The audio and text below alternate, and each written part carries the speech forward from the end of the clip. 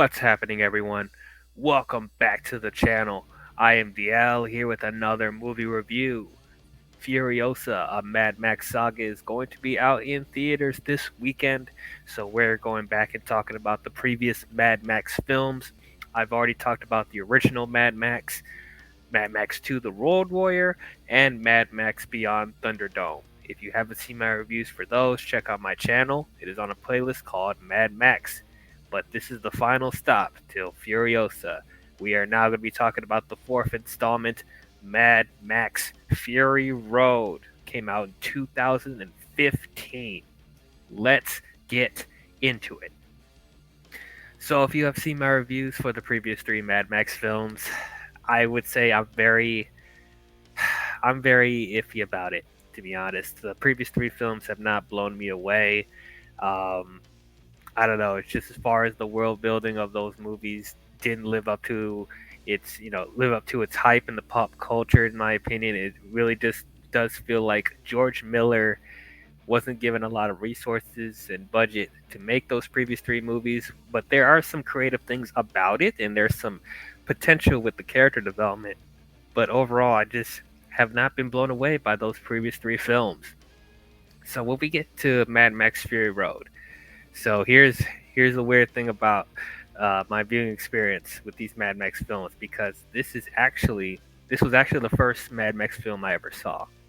I have not seen the previous three movies before watching this, and I've heard so much about the Mad Max franchise before seeing it, so I definitely was curious to watch this. And judging from the trailers, it looked really, really cool. It looked like this really cool, edgy, gritty, metal, over the top action film. And this is once again coming from someone who did not get didn't have a full idea of what Mad Max was. All I knew was it's post-apocalyptic and everyone's wearing leather and chains and all that stuff. So but like from this trailer, it looked really, really cool. Tom Hardy was in it, Charlize Theron, Nicholas Hoult. So I was excited to see this, and I'm guessing probably one of the reasons why I'm so hard on the previous three films was because this movie set a standard that I was hoping I would see in the previous three movies, where I would actually see how we've gotten to where we are now with Fury Road. So I don't know. Would my opinion have been different if I saw the previous three first before seeing Fury Road? Maybe it would have changed a little bit, but I still think I would have similar thoughts overall, because Mad Max Fury Road is absolutely fantastic. I love this movie. This when this came out in 2015, and it was a stacked year for movies too, because this is the same year that Jurassic World and Star Wars: The Force Awakens came out. And I gotta say, this is one of the best action movies I've ever seen. No joke. Once again, I did not have any expectations going in. This is the first Mad Max film. I don't have any personal ties with the franchise overall. But this movie blew me away, like so much. Like, I adore this film.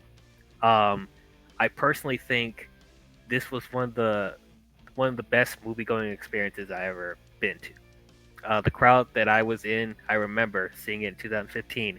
Everybody was into it. Everybody was hyped watching this film, and deservedly so, because with this movie for the first time, I'm I'm fully getting and understanding the vision that George Miller wanted for this universe. He is given the money that he needs. He's given the talent that he needs. He's given just everything seems to be on point. Like when the previous three films were made for like chump change, like $10 to $30 million, I think this movie is over $100 million budget, and deservedly so.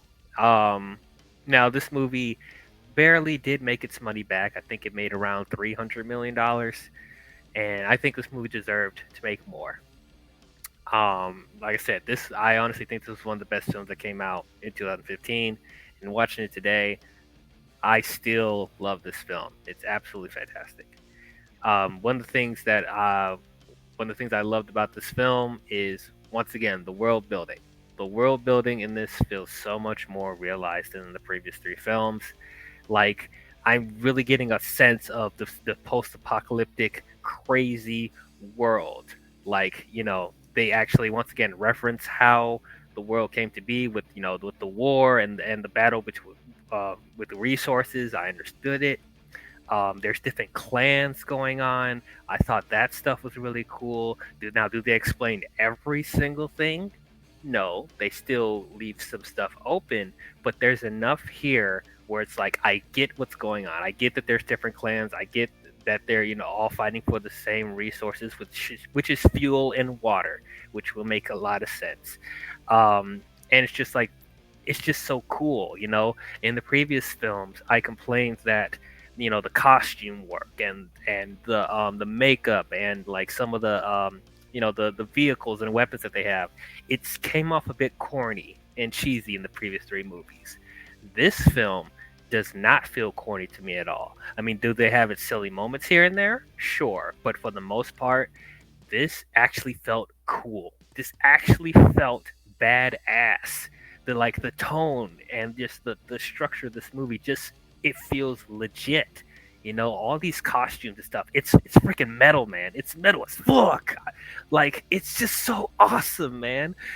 Yes, it's the basic leather whips and chains and stuff like that, but there's other stuff going on too, with the main antagonist, Immortan Joe, with this crazy face mask that he has and the long white hair and the tubes going and like this plastic armor that he has. Like it's so freaking edgy and awesome. Like it's stuff like that is really cool. Furiosa, which we'll talk about her in a minute. Like she freaking has a robotic hand.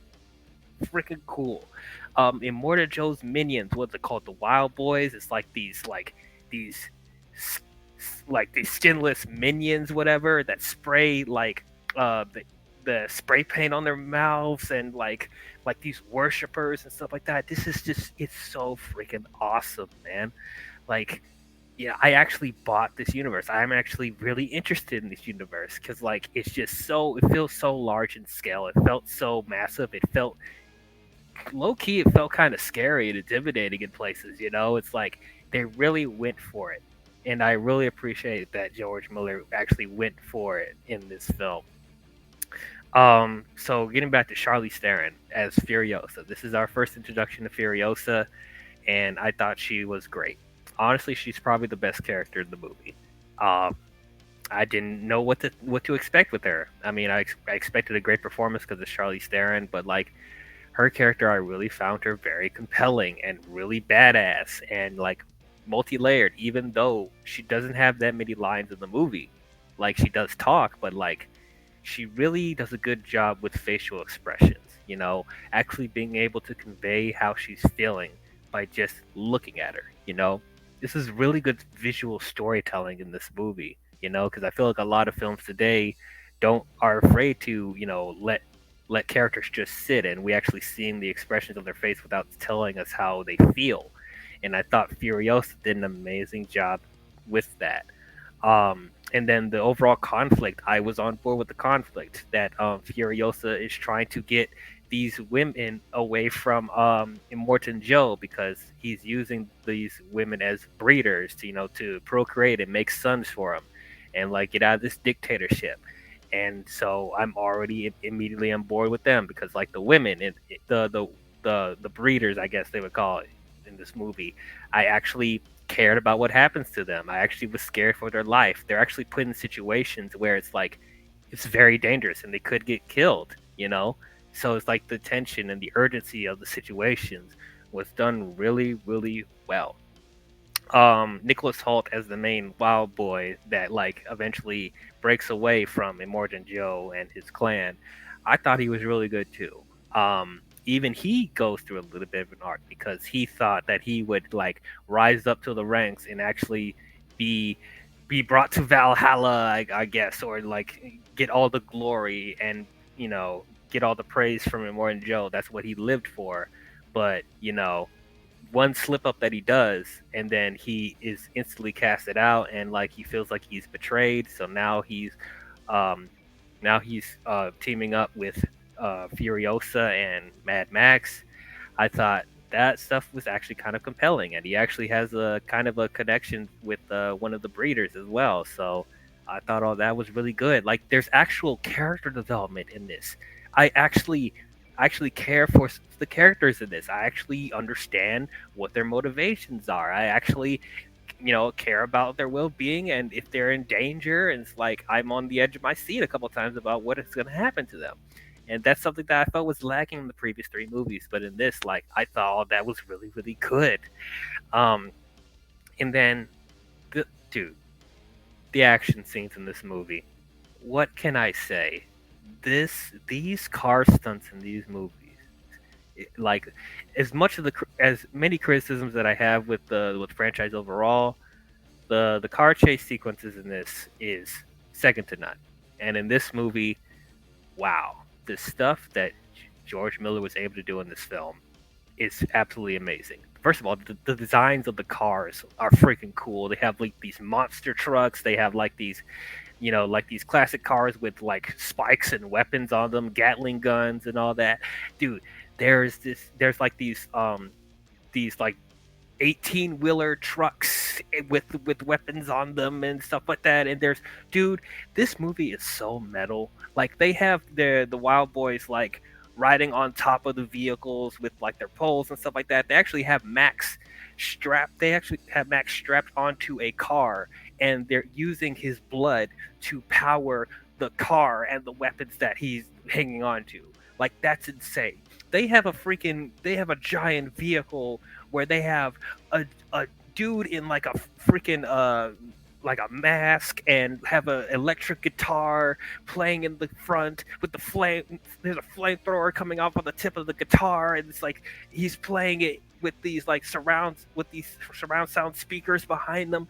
Like, that type of stuff, like that, it's freaking insane. I've never seen stuff like this before, and it's freaking amazing. But the action scenes in this, spectacular. 90% practical stunts. There is some VFX in here, like the sandstorm, which I thought that was still a cool sequence. But like, all that with the practical stunts and the practical action sequences with the cars, it was incredible. I was blown away with what they're doing in here. They're jumping from car to car, the explosions. They're throwing spears at the cars to blow them up. This, like, they're ramming cars with with bigger trucks. It's full on carnage and insanity. It's perfectly choreographed. Like, there's no shaky cam, quick edits, close ups, or anything. You're seeing everything that's happening on the screen. It's like they get into shootouts on top of the cars. It. They're using the the doors to cars as weapons and stuff like that. It's so much crazy stuff happening, and it's so freaking cool. It's amazing. Um, and it definitely does help that while yes, there is cool action scenes going on, it enhances it even more because I care about the characters. I care about Furiosa. I care about the breeders. I start to care about um, Nux, Nicholas Holt's character, and I start to kind of care about Max too. It's like, actually, when you're invested in their stuff, it makes the danger and the sequences even more thrilling. So all that was freaking great. Okay, so there's one person that I have not talked about yet, and he is the main character of this movie, Max, played by Tom Hardy. I thought he was good. I liked him. I did not think he was bad. And honestly, he probably did a better performance than Mel Gibson did in the first two Mad Max films. But I did not love him in this film. Once again, it's like they're making Max like the least interesting character in his own movie, and I don't really understand that. They're doing like a Alice in Wonderland type of situation with him, and I don't get it. You know, um, like I said, once again, I thought Tom Holland was good. Like, he had some pretty cool sequences here, and it's like, what I think is better than what they did in the first two movies is that, like, once again, he's in danger and peril all the time, and like you see the expressions of desperation and just frustration and panic on him, which is much more than what Mel Gibson did in the first two movies, you know? So there's actually emotion with him and there's tension and like, you know, the standoffish nature that he has with Furiosa was pretty good, even though they reluctantly worked together eventually. I heard behind the scenes that Tom Hardy and Charlie Theron didn't like working together. They pretty much can't stand each other, and I guess it shows how professional they were, like when they actually had to start filming, because like it seems like they were working pretty well with each other on screen, but it's unfortunate that's the case. I wonder why they didn't get Mel Gibson back. Maybe because he had previous engagements with um, I don't know, other movies that he's directing, or cause I don't know if he was acting in a different role either, but he probably was directing a movie while George Miller was doing this. But I think how much more interesting it would have been if they were able to get um, Mel Gibson back to do this fourth film. I'm wondering how much different Mel Gibson would play the role, because I do think that Mel Gibson has gotten better as an actor as he's gotten older. But I don't know. Only time will tell. But you know, Tom Hardy I thought was solid. I just there's nothing really about him that really blew me away as much as Furiosa. You know, and also his accent in this movie keeps going in and out. Like sometimes he's trying to do an Australian accent, sometimes he's doing like this gritty, gruff voice, and then sometimes he goes into his British accent. So I'm like, I don't know what's up with his voice there. Why is he not staying consistent with an accent? That was one thing that kind of just like I was really distracted me too. Um, but overall, I still think this movie is great. This may be one of my favorite films, one of my favorite action movies, and I didn't expect it to be, especially going into it, not being a huge Mad Max fan. But this movie made me at least a fan of this film, and actually made me more excited to see Furiosa. Um, so yeah, the action scenes were amazing. The character development was actually good. The sense of urgency and danger and tension is cool. The costume work, the the designs of the vehicles, all that was freaking badass and metal. The special effects, practical stunts, all that was on point. And yeah, like I can't wait to see what he does after this point. Like I want to see more Mad Max films after this and Furiosa. Like I want to see, now that he fully is able to get his vision and the resources that he needs to make these movies, I'm interested to see where he would take it from here. So I will give Mad Max Fury Road an A. What? Those are my thoughts on Mad Max Fury Road. What did you guys think about it? Did you guys love it? Did you guys hate it? Did you guys think it was okay? How does it compare to the previous three films? Comment your thoughts down below and let me know. So, last one up. I'm gonna see Furiosa, Mad Max Saga, and I will give you guys my review for that. So tune in for that when it comes out. But if you guys enjoyed this review, please don't forget to leave a thumbs up and subscribe to the channel. And don't forget to hit the bell if you want to be notified on future videos I'll be doing. But that's all I have for you Mad Max fans, and I will see you guys next time. Talk to you guys later. What a lovely day!